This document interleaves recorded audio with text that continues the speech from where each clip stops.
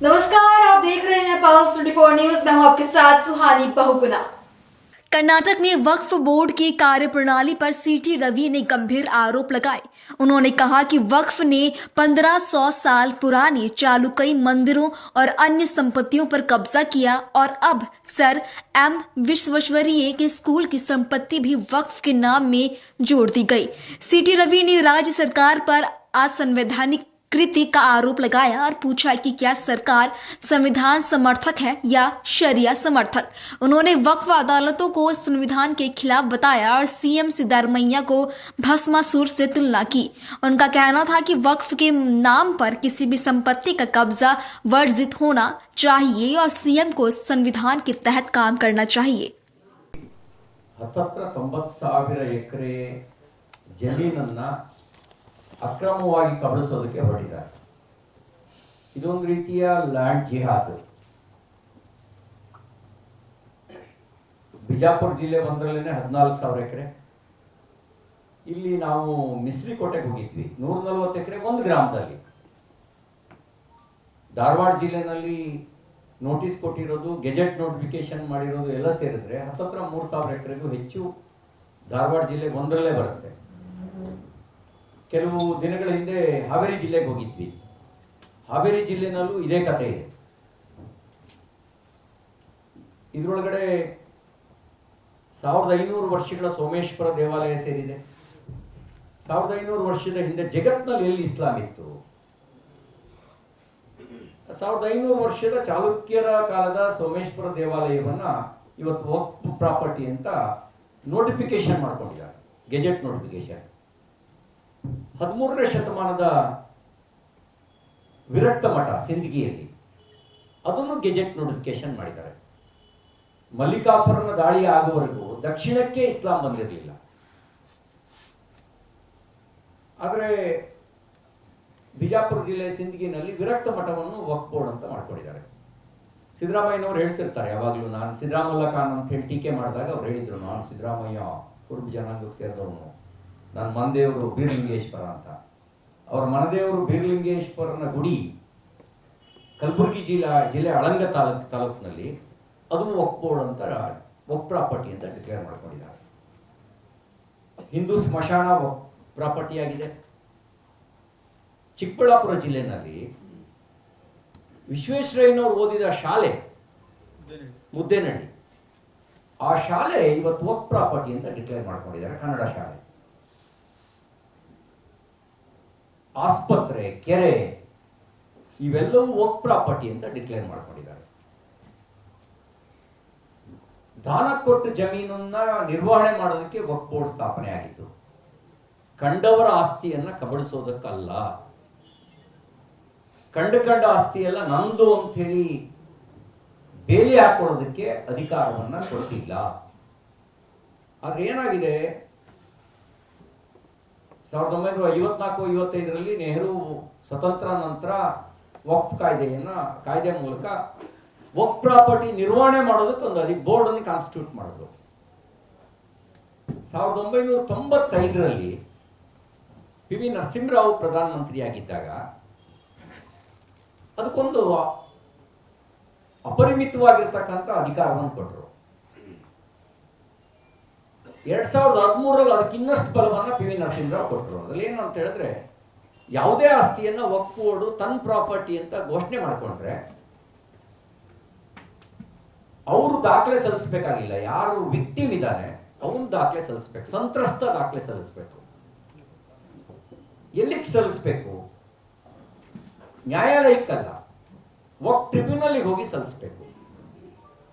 ನಾನು ಮುಖ್ಯಮಂತ್ರಿ ಸಿದ್ದರಾಮಯ್ಯನವರಿಗೆ ತಮ್ಮ ಮೂಲಕ ಕೇಳಿಕ್ ಬಯಸ್ತೇನೆ. ಸಿದ್ದರಾಮಯ್ಯನವರೇ, ನೀವು ಲಾ ಗ್ರಾಜ್ಯುಯೇಟ್, ಕೆಲವು ಕಾಲ ವಕೀಲರಾಗೂ ಪ್ರಾಕ್ಟೀಸ್ ಮಾಡಿದವರು, ಆಳವಾದ ಕಾನೂನಿನ ಜ್ಞಾನ ಇರೋರು.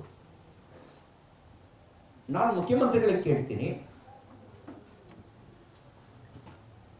ಕುರಿ ತೋಳನ ಹತ್ರ ನ್ಯಾಯ ಕೇಳಿದ್ರೆ ತೋಳ ನ್ಯಾಯ ಕೊಡುತ್ತಾ? ಕಬಳಿಸೋದು ವಕ್ಫ್ ಬೋರ್ಡ್, ನ್ಯಾಯ ಕೇಳಕ್ ಹೋಗೋದು ವಕ್ಫ್ ಟ್ರಿಬ್ಯುನಲ್ ಹತ್ರ ಅನ್ನೋದು ಸಂವಿಧಾನ ಬಾಹಿರ ಅಲ್ವೇ? ಇದು ನಮ್ಮ ದೇಶದ ನ್ಯಾಯಾಂಗ ವ್ಯವಸ್ಥೆಯನ್ನ ಮೀರಿದ ಅಧಿಕಾರ ಕೊಟ್ಟಂಗಲ್ವಾ ಇದಕ್ಕೆ? ಯಾಕೆ ನೀವು ಈ ವಿಷಯದಲ್ಲಿ ತಮ್ಮ ಎದೆಗಾರಿಕೆಯನ್ನು ತೋರಿಸ್ತಾ ಇಲ್ಲ? ನನಗನ್ಸುತ್ತೆ ಕಾಂಗ್ರೆಸ್ ಪಾರ್ಟಿ ಮತದ ಆಸೆಗೋಸ್ಕರ, ಮತ ಬ್ಯಾಂಕಿನ ಆಸೆಗೋಸ್ಕರ ಮತಾಂಧತೆಗೆ ಕುಮ್ಮಕ್ಕು ಕೊಡ್ತಾ ಇದೆ ಮತ್ತು ಮತಾಂಧತೆಯನ್ನು ಪ್ರೋತ್ಸಾಹಿಸ್ತಾ ಇದೆ. ಇದು ಅನ್ಕಾನ್ಸ್ಟಿಟ್ಯೂಷನಲ್, ಸಂವಿಧಾನ ಬಾಹಿರವಾಗಿರ್ತಕ್ಕಂಥದ್ದು. ಅದಕ್ಕೆ ನಮ್ಮ ಹೋರಾಟ ರೈತರ ಪರ, ನಮ್ಮ ಹೋರಾಟ ದಲಿತರ ಪರ, ನಮ್ಮ ಹೋರಾಟ ಸಂವಿಧಾನದ ಪರ. ಸಂವಿಧಾನದ ಮೇಲೆ ಸರಿಯಾವನ್ನ ಎತ್ತಿ ಕಟ್ಟುವ ಕೆಲಸ ಕಾಂಗ್ರೆಸ್ ಪಾರ್ಟಿ ಮಾಡಿದೆ. ಅದನ್ನ ನಿಲ್ಲಿಸಬೇಕು ಅಂತ ಆಗ್ರಹಿಸ್ತೇನೆ. ಮತ್ತು ರೈತರು ಮತ್ತು ದಲಿತರ ಪಾಲಿಗೆ ಇದೊಂದು ಮರಣ ಶಾಸನದ ರೀತಿಯಲ್ಲಿ ಈ ಕಾಯ್ದೆಯನ್ನು ತಂದಿದ್ದಾರೆ. ಈ ಕಾಯ್ದೆ ರದ್ದಾಗಬೇಕು. ಈಗ ನೀವು ಗೆಜೆಟ್ ನೋಟಿಫಿಕೇಶನ್ ರದ್ದಾಗಿಲ್ಲ, ಕೇವಲ ನಮ್ಮ ಹೋರಾಟಕ್ಕೆ ಮಣಿದು ಉಪಚುನಾವಣೆ ಹಿನ್ನೆಲೆಯಲ್ಲಿ ಪಹಣಿಯ ಕಾಲಂ ನಂಬರ್ 11 ಮಾತ್ರ ವಾಪಸ್ ತೆಗೆದುಕೊಂಡಿದ್ದೀವಿ ಅಂತ ಹೇಳಿದಿರಿ. ಈ ಕಾಯ್ದೆ ಎಲ್ಲಿವರೆಗೂ ಇರುತ್ತೆ ಅಲ್ಲಿವರೆಗೂ ಇದು ತೂಗು ಕತ್ತಿ ಇದ್ದಂತೆ, ಯಾವತ್ತು ಬೇಕಾದರೂ ಇದು ಮರಣ ಶಾಸನ ಆಗ್ಬೋದು. ಹಾಗಾಗಿ ಕಾಯ್ದೆ ರದ್ದಾಗಬೇಕು. ಎಲ್ಲ ಸಮಗ್ರ ದಾಖಲೆಗಳನ್ನು ಪರಿಶೀಲನೆ ಮಾಡಿ ದಾನ ಕೊಟ್ಟಿದ್ರೆ ದಾನ ಕೊಟ್ಟ ಆಸ್ತಿಯ ನಿರ್ವಹಣೆ ಮಾತ್ರ ವಕ್ಫ್ ಬೋರ್ಡಿಂದು. ಕಂಡಿದ್ದೆಲ್ಲ ಇವರು ವಕ್ಫ್ ಬೋರ್ಡ್ನಲ್ಲಿ ರೆಗ್ಯುಲೇಷನ್ ಮಾಡಿಕೊಂಡು ನಿರ್ಣಯ ಮಾಡಿ ಗೆಜೆಟ್ ನೋಟಿಫಿಕೇಶನ್ ನೋಡಿಸಿ ಅದನ್ನು ನಮ್ದು ಅಂತ ಹೇಳುವಂಥ ಪದ್ಧತಿ ಅದು ಸಂವಿಧಾನ ಬಾಹಿರವಾಗಿರ್ತಕ್ಕಂಥದ್ದು ಮತ್ತು ಕಾನೂನಿನ ಉಲ್ಲಂಘನೆ ಮಾಡ್ತಕ್ಕಂಥದ್ದು. ಹಾಗಾಗಿ ಇದ್ರ ವಿರುದ್ಧ ನಾವು ಜನಾಭಿಪ್ರಾಯವನ್ನು ರೂಪಿಸ್ತೇವೆ. ಕಾಂಗ್ರೆಸ್ ಪಾರ್ಟಿ ತಮ್ಮ ನಿಲುವನ್ನು ಸ್ಪಷ್ಟಪಡಿಸಬೇಕು. ನೀವು ಸಂವಿಧಾನದ ಪರನೋ ಶರಿಯಾ ಪರನೋ ಅನ್ನೋದನ್ನ ನಾವು ಸ್ಪಷ್ಟವಾಗಿದ್ದೀವಿ. ನಾವು ಸಂವಿಧಾನದ ಪರ. ನೀವು ಶರಿಯಾ ಪರ ಅಲ್ಲ ಅನ್ನೋದಾದ್ರೆ ಈ ಅಕ್ರಮ ಕಾಯ್ದೆಯ ಬಗ್ಗೆ ನಿಮ್ಮ ನಿಲುವೇನು? What is your stand? ಅದನ್ನು ಸ್ಪಷ್ಟಪಡಿಸಬೇಕು ಅಂತ ಹೇಳಿ ಆಗ್ರಹಿಸ್ತೇವೆ. ಜಮೀರ್ ಅಹಮದ್ ಖಾನ್ ಅವರು ಹೋಗಿ ವಕ್ಫ್ ಟ್ರಿಬ್ಯುನಲ್ಲು ಎಂಥದ್ದು ಅದಾಲತ್, ವಕ್ಫ್ ಅದಾಲತ್ ನಡೆಸ್ತಾ ಇದ್ದಾರೆ. ಯಾವ ಕಾಯ್ದೆ ಅಡಿನಲ್ಲಿ ಅದಾಲತ್ ನಡೆಸ್ತಾ ಇದ್ದಾರೆ? ಅಲ್ಲಿ ಬೆದರಿಕೆ ಹಾಕ್ತಾರೆ ಅಧಿಕಾರಿಗಳಿಗೆ. 1 ತಿಂಗಳೊಳಗಡೆ RTC ಒಳಗೆ ನಮೂದು ಮಾಡದೆ ಆಯಾ ನೋಡಿ, ಇದು ಫಸ್ಟ್ ಅವ್ರು ಮಾಡಿದ್ರು ವಕ್ಫ್ ಬೋರ್ಡ್ನಲ್ಲಿ ಗೆಜೆಟ್ ಮಾಡ್ಕೊಂಡಿರೋದು. ಅದನ್ನು ಸರ್ಕಾರ 73, 74 ಹೀಗೆಲ್ಲ ಅನುಮೋದಿಸಿದೆ. ಕೆಲವು ಸಂದರ್ಭಗಳಲ್ಲಿ ಏನ್ ಮಾಡಿದ್ದಾರೆ ಅಂದ್ರೆ ಬರೀ ಸರ್ವೆ ನಂಬರ್ ಮಾತ್ರ ಹಾಕಿದ್ದಾರೆ, ವಿಸ್ತೀರ್ಣ ಹಾಕಿಲ್ಲ. ಎಕ್ಸ್ಟೆಂಡ್ ಎಷ್ಟು ಅಂತ ಹಾಕಿಲ್ಲ, ವಿಸ್ತೀರ್ಣ ಎಷ್ಟು ಅಂತ. ಇಡೀ ಸರ್ವೆ ನಂಬರ್ ನಮ್ದು ಅಂತ ಇವ್ರು ಹೇಳ್ತಾ ಇದ್ದಾರೆ. ಈಗ ಗೆಜೆಟ್ ನೋಡಿ, ಕಾಯ್ದೆ ತಿದ್ದುಪಡಿ ಆಗ್ಬೇಕಾಗಿರೋದು ಕೇಂದ್ರದಲ್ಲಿ, ಗೆಜೆಟ್ ರದ್ದುಪಡಿಸಬೇಕಾಗಿರೋದು ರಾಜ್ಯ ಸರ್ಕಾರ. ಯಾಕೆಂದ್ರೆ ರಾಜ್ಯದಿಂದಲೇ ಗೆಜೆಟ್ ನೋಟಿಫಿಕೇಶನ್ ಆಗಿರೋದು, ಅದನ್ನು ರದ್ದುಪಡಿಸಬೇಕು. ರದ್ದುಪಡಿಸಿ ಯಾವ್ಯಾವುದನ್ನು ಅಕ್ರಮವಾಗಿ ಇವರು ಕಬಳಿಸಿದ್ದಾರೆ ಎಲ್ಲದರೂ ಪರಿಶೀಲನೆ ಆಗಬೇಕು. ನ್ಯಾಯಯುತವಾಗಿ ದಾನ ಕೊಟ್ಟಿರೋದು ಮಾತ್ರ ಅವ್ರ ಆಸ್ತಿ. ಈಗ ಗೆಜೆಟ್ ಅಲ್ಲಿ ಪ್ರೊವಿಷನ್ ಮಾಡ್ಕೊಂಡಿರೋದೇ ಯಾವಾಗ ಪಂಡಿತ್ ನೆಹರು ನೀವು ಹೇಳೋ ಪ್ರಕಾರ ಇಲ್ಲ ಕಾಲದಲ್ಲಿ ಬರೀ ಆ ಕಾಲದಲ್ಲಿ ಮಾತ್ರ ಅಲ್ಲ, ಅಲ್ಲಿಂದ ಅವ್ರಿಗೆ ಸ್ಟ್ರೆಂಥನ್ ಮಾಡ್ಕೊಂಡು ಬಂತು ಅಂತ ಹೇಳ್ತಾ ಇದ್ದೀರಿ. ಅಲ್ಲೇ ವೀಕ್ ಮಾಡಿದ್ರೆ ಇವೆಲ್ಲ ಇಶ್ಯೂನೇ ರೇಸ್ ಆಗಲ್ಲ ಸರ್. ಎದೆಗಾರಿಕೆ ಅಲ್ಲೇ ತೋರಿಸ್ಬಿಟ್ರೆ ಮುಗಿದೋಗುತ್ತೆ. ಅಲ್ಲ, ನೀವು ಭಾರತ ವಿಭಜನೆ ಆಗದಂಗೆ ತಡಿಬೋದಿತ್ತು ಕಾಂಗ್ರೆಸ್ ಎದೆಗಾರಿಕೆ ತೋರಿಸಿದ್ರೆ. ತೋರಿಸ್ತಿಲ್ಲ. ನಾವು ಅದಕ್ಕೆ ಎದೆಗಾರಿಕೆ ತೋರಿಸ್ತಾ ಇದ್ದೀವಿ.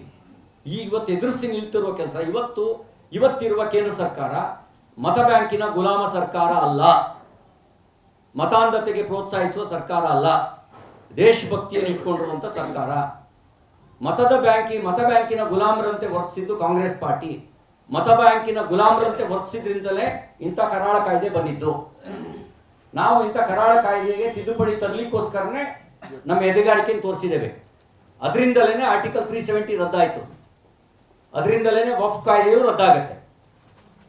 ನಮಗಿರುವಂಥ ಎದೆಗಾರಿಕೆ ಕಾರಣಕ್ಕೆ ಮತ ಬ್ಯಾಂಕಿನ ಗುಲಾಮರಾಗಿ ವರ್ತನೆ ಮಾಡಿದ್ದು, ಮತಾಂಧತೆಗೆ ಪ್ರೋತ್ಸಾಹ ಕೊಟ್ಟಿದ್ದು ಕಾಂಗ್ರೆಸ್ ಪಾರ್ಟಿ.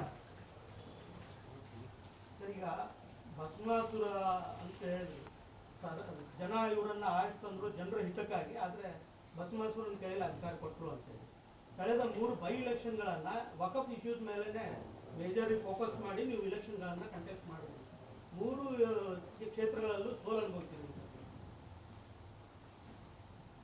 ನಾವು ಸೋತಿದ್ದೀವಿ, ಸತ್ತಿಲ್ಲ. ನಮ್ಮ ಹೋರಾಟ ನಾವು ಮುಂದುವರಿಸ್ತೇವೆ. ಕೆಲವೊಮ್ಮೆ ರಾಕ್ಷಸರು ಆರಂಭದಲ್ಲಿ ಯುದ್ಧದಲ್ಲಿ ಮೇಲ್ಗೈಯೇ ಸಾಧಿಸಿದ್ದಾರೆ. ಇತಿಹಾಸದ ಪುರಾಣ ತಗೊಂಡ್ರೆ ಅಂತಿಮ ಜಯ ಆಗಿರೋದು ರಾಕ್ಷಸರಿಗೆ ಅಲ್ಲ. ಹಾಗಾಗಿ ಕಾಂಗ್ರೆಸ್ ಪಾರ್ಟಿ ತಾತ್ಕಾಲಿಕವಾಗಿ ಉಪಚುನಾವಣೆಯಲ್ಲಿ ಗೆದ್ದಿರಬಹುದು. ತನ್ನ ಅಪರಿಮಿತವಾಗಿರ್ತಕ್ಕಂಥ ಆಡಳಿತದ ಅಧಿಕಾರದ ಬಲದ ಕಾರಣಕ್ಕೆ ಉಪಚುನಾವಣೆಯಲ್ಲಿ ಗೆದ್ದಿರಬಹುದು. ಆದರೆ ಹಾಗಂತ ಇದು ಸಾರ್ವತ್ರಿಕ ಚುನಾವಣೆಗೂ ದಿಕ್ಸೂಚಿ ಅಂತ ಭಾವಿಸಬಾರ್ದು. ಯಾಕೆಂದರೆ ಪಾಪದ ಕೂಡ ತುಂಬುವವರೆಗೂ ಪಾಪಿ ಚಿರಾಯಿಯಾಗಿ ಇರ್ತಾನೆ. ಪಾಪದ ಕೂಡ ತುಂಬಿದ ಮೇಲೆ ಪಾಪಿ ಕತೆ ಮುಗಿಯೋದು. ಗುಂಡ್ಲುಪೇಟೆ ಮತ್ತು ನಂಜನಗೂಡು ಉಪಚುನಾವಣೆಯಲ್ಲಿ ಗೆದ್ದಿದ್ರು Congress party. What happened general election? ಆ 2 ಕ್ಷೇತ್ರಗಳಲ್ಲಿ ಸೋತಿದ್ದು ಮಾತ್ರ ಅಲ್ಲ, ಚಾಮುಂಡೇಶ್ವರಿ ಕ್ಷೇತ್ರದಲ್ಲಿ ಸ್ವಯಂ ಮುಖ್ಯಮಂತ್ರಿಯಾಗಿದ್ದಂಥ ಮೊದಲನೇ ಅವಧಿಯಲ್ಲಿ ಮುಖ್ಯಮಂತ್ರಿ ಆಗಿದ್ದವರು ಸಿದ್ದರಾಮಯ್ಯನವರು, ಅವರು ಸೋತರು. ಕಾಂಗ್ರೆಸ್ ಪಾರ್ಟಿಯು ಅಧಿಕಾರ ಕಳ್ಕೊಳ್ತು. ನಾವು ಜನರ ಪರವಾಗಿ ಹೋರಾಟ ಮಾಡೋದನ್ನ ನಾವು ನಿಲ್ಸೋದಿಲ್ಲ, ನಾವು ಹೋರಾಟ ಮಾಡ್ತೀವಿ. ಇದುವರೆಗೂ ಬಿಜೆಪಿ ಸ್ವಂತ ಬಂದ ಮೇಲೆ ಅಧಿಕಾರ ಬಂದಿಲ್ಲ. ಇದುವರೆಗೂ ನೀವು ರಾಕ್ಷಸ ಇದೆಲ್ಲ ಕತ್ತಿ ಹೇಳ್ತಾರೆ. ಸ್ವಂತ ಬಂದ ಮೇಲೆ ಇದುವರೆಗೂ ಅಧಿಕಾರಕ್ಕೆ ಬರಕ್ಕಾಗಿಲ್ಲ. 23ರಲ್ಲಿ ಯಾರು ರಾಕ್ಷಸರಾಗಿದ್ರು, ಯಾರು ಕೊಡ ತುಂಬಿದ್ರು? ಯಾವುದು? 2023ರಲ್ಲಿ ಯಾರು ರಾಕ್ಷಸರಾಗಿದ್ರು, ಯಾರು ಕೊಡ ತುಂಬಿದ್ರು? ನಾವು ಇಂಥ ಅನ್ಯಾಯದ ಕೆಲಸ ಮಾಡಿಲ್ಲ. ನಾವು ಹೇಳಿ, ನಾವು ಸೋತಿಗೆ 10 ಕಾರಣಗಳಿದ್ದಾವೆ. ನಮ್ಮ ದೌರ್ಬಲ್ಯವೂ ಸೇರಿದಂತೆ 10 ಕಾರಣಗಳಿದ್ದಾವೆ. ನಾವು ಇಂಥ ಅನ್ಯಾಯದ ಕೆಲಸ ಮಾಡಿಲ್ಲ. ಹೇಳಿ, ಇಂಥ ಅನ್ಯಾಯದ ಕೆಲಸ ಯಾವ್ದು ಮಾಡಿದ್ವಿ ಹೇಳಿ. ಜನ ತಿರಸ್ಕರಿಸೋದಕ್ಕೆ ಹಲವು ಕಾರಣಗಳಿದ್ದಾವೆ. ಭಾರತದ ಪ್ರಜಾಪ್ರಭುತ್ವ ವ್ಯವಸ್ಥೆಯಲ್ಲಿ ಅದು 10 ಕಾರಣಗಳಿರ್ತವೆ. ನಮ್ಮ ದೇಶದ ಪ್ರಜಾಪ್ರಭುತ್ವದ ಮೇಲೆ ಜಾತಿ ಇನ್ಫ್ಲೂಯೆನ್ಸ್ ಮಾಡುತ್ತೆ, ಬೇರೆ ಬೇರೆ ಸಂಗತಿಗಳು ಇನ್ಫ್ಲೂಯೆನ್ಸ್ ಮಾಡ್ತವೆ. ನಾವು ಸೋತಿದ್ದೀವಿ. ಹಾಗಂತ ಅನ್ಯಾಯದ ಕೆಲಸಕ್ಕೆ ಮೌನವಾಗಿರಬೇಕು ಅಂತ ಜನ ನಮಗೆ ಹೇಳಿಲ್ಲ. ಅನ್ಯಾಯ ಮಾಡಿದಾಗ ಪ್ರತಿಭಟಿಸು, ಹೋರಾಟ ಮಾಡುವಂತಲೇ ನಮ್ಮ ವಿರೋಧ ಪಕ್ಷ ಸ್ಥಾನಕ್ಕೆ ಕೂರಿಸಿದರೆ ನಾವು ಹೋರಾಟ ಮಾಡ್ತಾ ಇದ್ದೀವಿ. ಈ ಸಮಿತಿಯ ಇದನ್ನು ರಿಪೋರ್ಟ್ ಎಷ್ಟು ದಿನದಲ್ಲಿ ಸಬ್ಮಿಟ್ ಮಾಡ್ತೀರಿ? ಯಾಕಂದ್ರೆ ಈಗ ಆಲ್ರೆಡಿ ಒಂದು ನಿಮ್ಮ ಡೆಲಿಗೇಷನ್ ಹೋಗಿ ಅಲ್ಲಿ JPC ಚೇರ್ಮನ್ರಿಗೆ ಭೇಟಿಯಾಗಿ ಇದನ್ನು ಕೊಟ್ಟಿದ್ದಾರೆ. ವಕ್ಫ್ ಇಶ್ಯೂ ಇದೆಯಲ್ಲ, ಇದು ಪಬ್ಲಿಕ್ ಇಶ್ಯೂ. ವಕ್ಫ್ ಸಂಬಂಧಪಟ್ಟಂತೆ ಇದೊಂದು ಪಬ್ಲಿಕ್ ಇಶ್ಯೂ. ಯಾರು ಬೇಕಾದರೂ ಹೋರಾಟ ಮಾಡ್ಬೋದು. ನಾವು ಅವ್ರ ಹೋರಾಟಕ್ಕೆ ನಮ್ದು ಯಾರ್ದು ತಕರಾರಿಲ್ಲ. ಯಾರು ಬೇಕಾದ್ರೂ ಹೋರಾಟ ಮಾಡ್ಬೋದು. ನಾವು ಅದನ್ನು ಆಕ್ಷೇಪಣೆ ಮಾಡಲಿಕ್ಕೂ ಹೋಗಲ್ಲ. ನಾವೀಗ 3 ತಂಡಗಳಲ್ಲಿ ಇವತ್ತು, ನಾಳೆ, ನಾಡಿದ್ದು ರಾಜ್ಯದ ಉದ್ದಗಲಕ್ಕೂ ಪ್ರವಾಸ ಮಾಡಿ, ಆ ಪ್ರವಾಸದ ನಂತರ ವರದಿಯನ್ನು ಕ್ರೋಢೀಕರಿಸಿ ಜಂಟಿ ಸಂಸದೀಯ ಸಮಿತಿಯ ಮುಂದೆ ಈ ವರದಿಯನ್ನು ಮತ್ತು ರಾಜ್ಯ ಸರ್ಕಾರಕ್ಕೂ, ಕೇಂದ್ರ ಸರ್ಕಾರಕ್ಕೆ ಮತ್ತು ಜಂಟಿ ಸಂಸದೀಯ ಸಮಿತಿಗೆ ಕಳಿಸ್ಕೊಡೋ ಕೆಲಸ ನಾವು ಮಾಡ್ತೀವಿ. ಮೂರನೇ ತಂಡ ಯಾವ್ಯಾವ ಜಿಲ್ಲೆಗಳಲ್ಲಿ ಪ್ರವಾಸ ಮಾಡುತ್ತೆ? ಈ ತಂಡನ ಇವತ್ತು ಧಾರವಾಡ, ಹಾವೇರಿ, ನಾಳೆ ದಾವಣಗೆರೆ, ಚಿತ್ರದುರ್ಗ, ನಾಡಿದ್ದು ತುಮಕೂರು ಮತ್ತು ಬೆಂಗಳೂರು ಈ ತಂಡ ಪ್ರವಾಸ ಮಾಡುತ್ತೆ. ಮಧ್ಯದಲ್ಲಿ ಬೇರೆ ಬೇರೆ ಜಿಲ್ಲೆಗಳಿಗೂ ಹೋಗಿ ಬಂದಿದ್ದೀವಿ. ನಾವು ಮೊನ್ನೆ ಮೈಸೂರಿಗೆ ಅಶೋಕ್ ಅವ್ರ ನೇತೃತ್ವದಲ್ಲಿ ನಾನು ಹೋಗಿದ್ದೆ. ಅಲ್ಲಿ ಮುನೇಶ್ವರ ನಗರ ಒಬ್ಬರೇ ಅವರು ಮುಸ್ಲಿಂ ಇಲ್ಲ. ಒಂದು ಬಸವಣ್ಣವರ ಮಾತೆ ಮಾದೇವಿಯ ಆಶ್ರಮಕ್ಕೆ ಸೇರಿದಂಥ ಒಂದು ಶಾಖಾ ಮಠ ಇದೆ. ಚಾಮುಂಡೇಶ್ವರಿ ಪಾದುಕೆಗಳಿದ್ದಾವೆ, ಮುನೇಶ್ವರ ಮಂದಿರ ಇದೆ, ರಾಮ ಮಂದಿರ ಇದೆ. ಅದನ್ನೆಲ್ಲ ಸೇರಿಸಿ ವಕ್ಫ್ ಬೋರ್ಡ್ ಅಂತೇಳಿ ನೋಟಿಸ್ ಕೊಟ್ಟಿದ್ದಾರೆ. 50 ವರ್ಷದಿಂದ ಅಲ್ಲಿ ವಾಸ ಮಾಡ್ತಿದ್ದಾರೆ ಜನ. ಇಂಥ ಸಾವಿರಾರು ಕಥೆಗಳಿದ್ದಾವೆ ಇಡೀ ರಾಜ್ಯದಲ್ಲಿ.